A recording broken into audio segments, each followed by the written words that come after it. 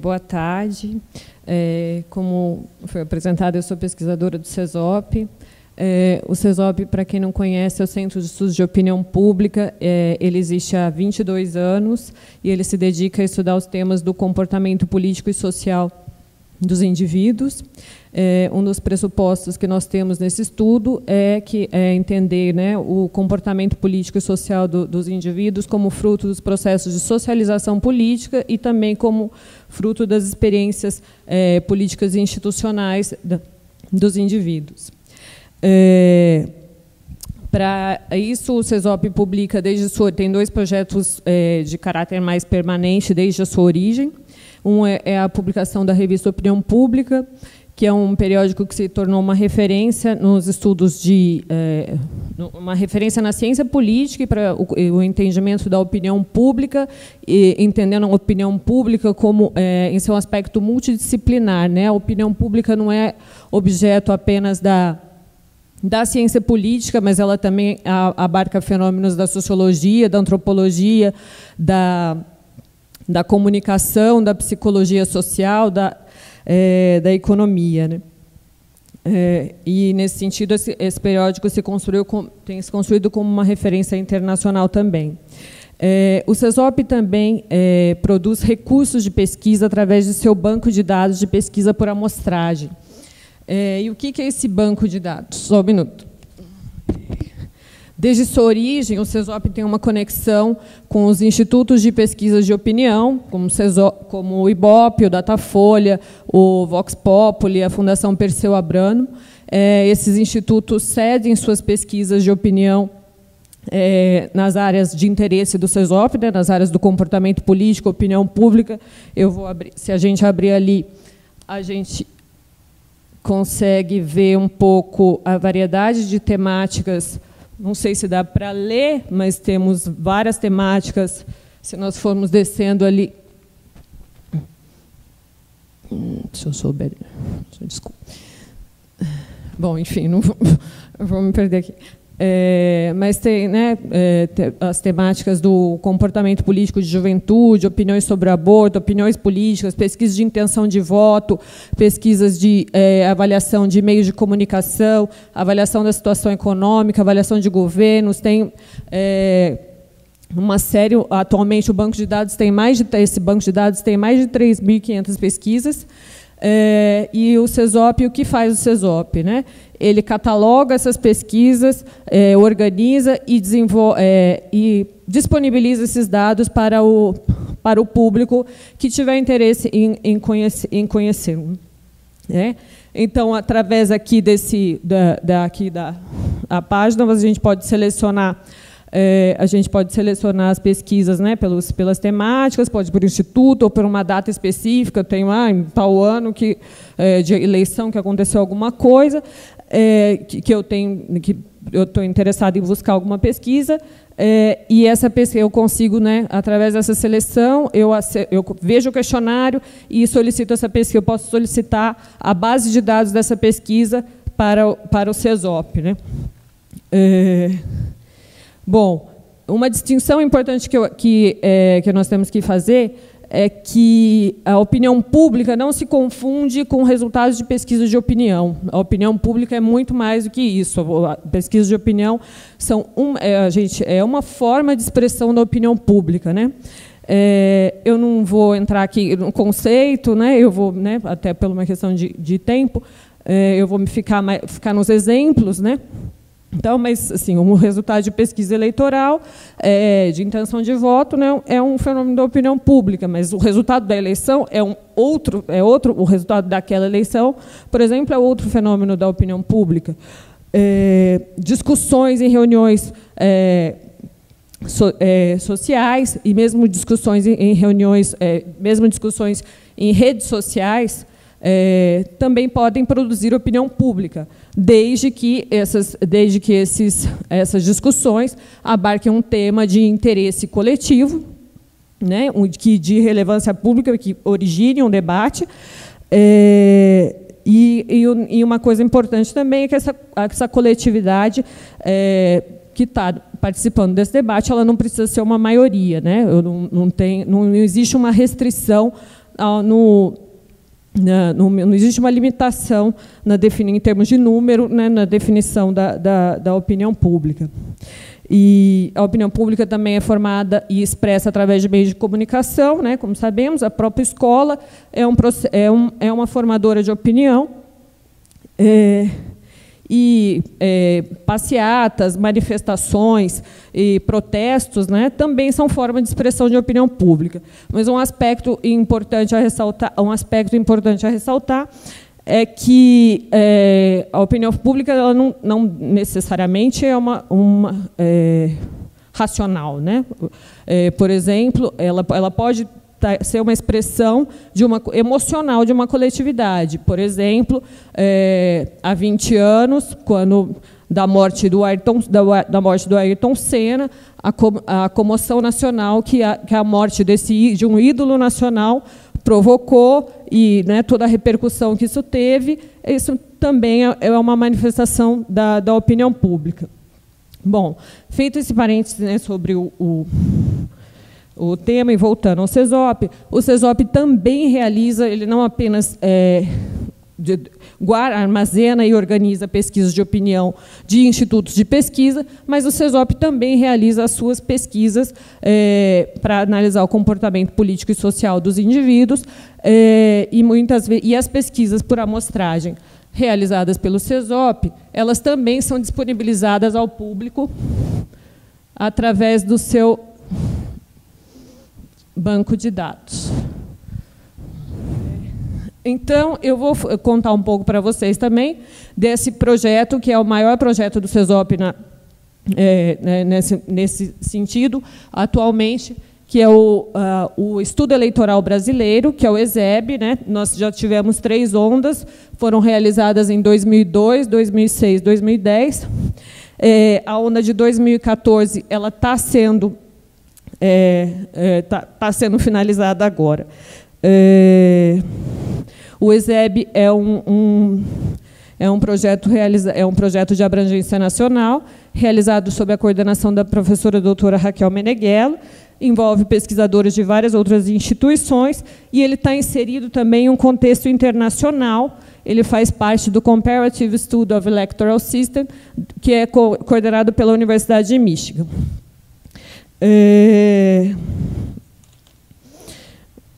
Como eu falei, e as sucessivas ondas do ESEB já tiveram o apoio da FAPESP, da CAPES, do CNPq. E qual que é o objetivo do ESEB? Né? Entender a relação dos cidadãos com o sistema representativo e com o sistema representativo e com o sistema democrático em geral. E no contexto brasileiro, o ESEB, além do questionário comum internacional, né, porque esse projeto internacional ele pede um questionário, ele abre um questionário comum internacional. O ESEB desenvolve também pesquisas, desenvolve perguntas para entender melhor, explorar melhor a realidade brasileira, como, por exemplo, tendo em vista que nós tivemos uma ditadura militar recente, a comparação entre a democracia e a ditadura, e boa parte dos cidadãos viveram essas duas formas de regime. Uma das perguntas é pedir o posicionamento dos indivíduos sobre essas duas formas de regime. E o ESEB ele é feito através de entrevistas individuais, face a face. É um questionário denso, e ele é feito por pesquisas, né? E ele é feito sob amostragem, né? Eu não preciso entrevistar toda a população brasileira para entender o comportamento eleitoral, mas eu faço uma amostra que é estatisticamente representativa por cotas de sexo, faixa etária, grau de instrução e assim por diante. Dentre os muitos temas, né, do ESEB que a gente poderia tratar, a ideia do ESEB, desse estudo num tempo, é que, para entender o comportamento dos indivíduos... não, põe lá no outro, por favor. Para entender o comportamento, né, a gente precisa desse estudo longitudinal, né? Fenômenos desse tipo não podem ser entendidos com um único ponto no tempo, né? Mas para nós entendermos a tendência para amadurecer as questões de pesquisa, o estudo longitudinal se faz importante. Aí eu separei alguns slides dentre os muitos temas que eu tinha para trazer do ESEB, que ele tem, em média, 100 perguntas em cada onda.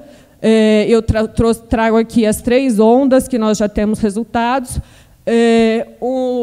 Essa pergunta pede a avaliação dos pede que os indivíduos avaliem as instituições, né? Ótima, boa, regular, ruim, péssima. Né? Eu trago aqui só as avaliações positivas.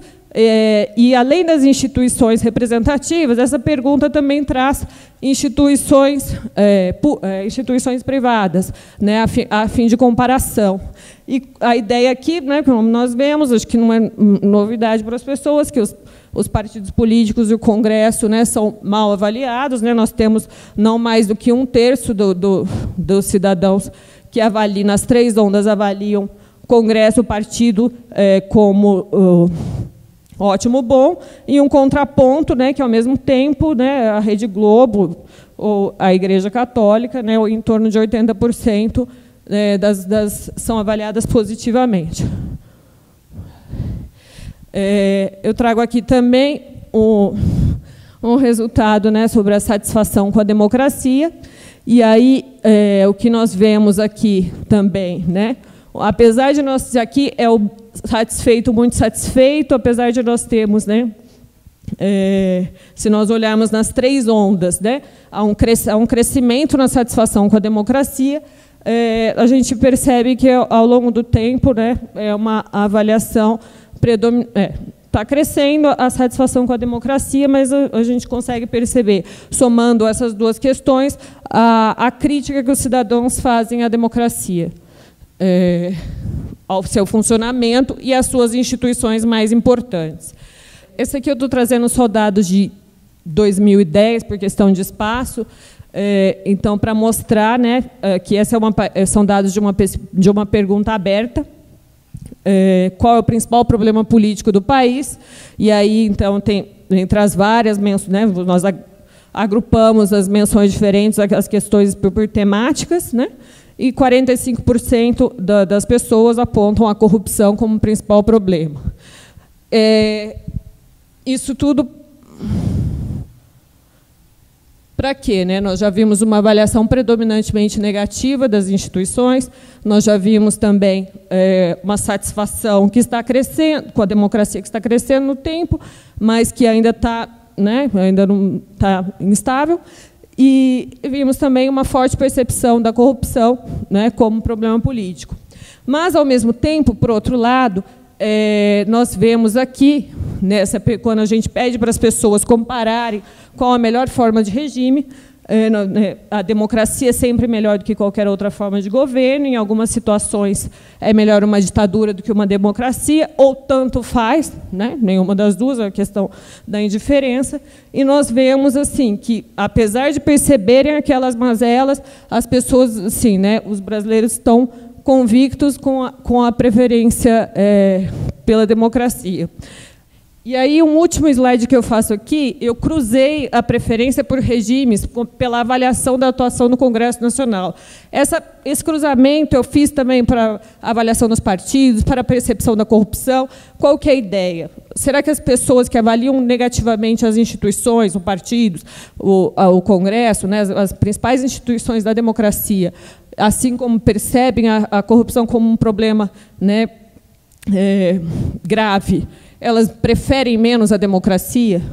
E aí o que nós vemos é que, mesmo, né, entre aqueles que avaliam as instituições como ótima, boa, se a gente comparar as avaliações, né, das instituições e a adesão à democracia, a gente vê que não tem diferença na preferência por regimes. Assim. Então, as pessoas que avaliam mal o Congresso não vão preferir a ditadura por conta disso. E isso também acontece no cruzamento que eu fiz com a corrupção, a percepção da corrupção, com a percepção da avaliação dos partidos políticos. É claro que a preferência pela democracia ela é uma questão muito mais ampla, né, do que simplesmente traduzida, analisada só por essas associações que eu estou trazendo aqui, né, muitas outras questões, né, estão envolvendo. E, como eu disse, eu teria muitos mais dados para trazer do ESEB aqui para vocês.